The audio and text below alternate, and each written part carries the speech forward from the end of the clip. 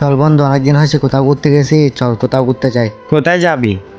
চল কর্ণফুলী নদীর পাড়ে যাই। চল তাহলে।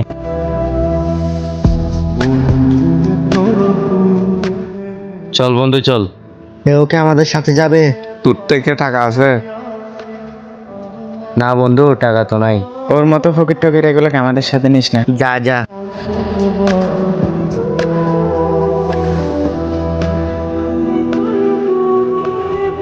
ও তো আমাদের বন্ধু, ওর থেকে তো টাকা নাই। চল আমাদের সবার টাকা দিয়ে ওকে সহ ঘুরতে নিয়ে যাই। কি বলিস তোরা? চল তাহলে